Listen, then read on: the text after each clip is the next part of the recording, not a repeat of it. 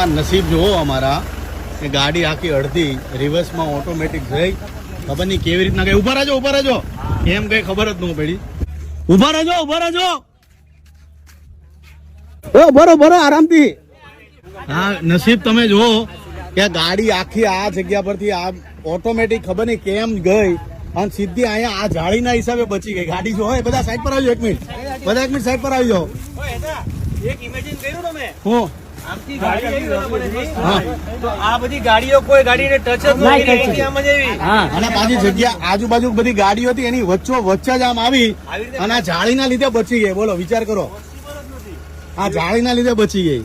આ તમે કોઈના સારા કામ કરો ને જીવનમાં તો તમારી સાથે સારું થાય ને એનું આ જીવતું જાગતું પ્રમાણ તમે કહી શકો. હાલો ભાઈ હવે ધક્કા મારો, પકડો. હાલો બધા એક એક કરીને પકડો. ઉભા રહેજો.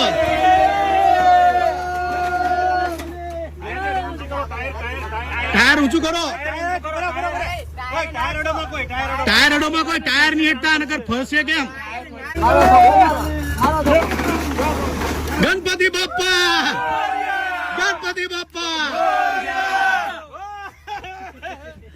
આ તો હકીકતમાં મિરેકલ કહેવાય.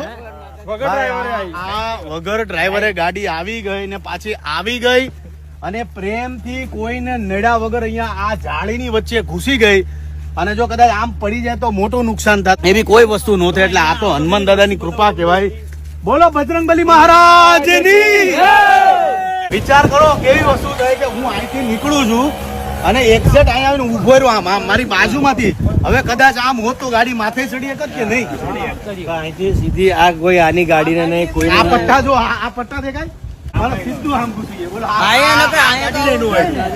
એટલે આ હનુમાન દાદાની કૃપા છે ભાઈ. હનુમાન દાદો જેની હારે બેઠો હોય ને એનો વાળ વાકો નો થાય. જય બજરંગબલી.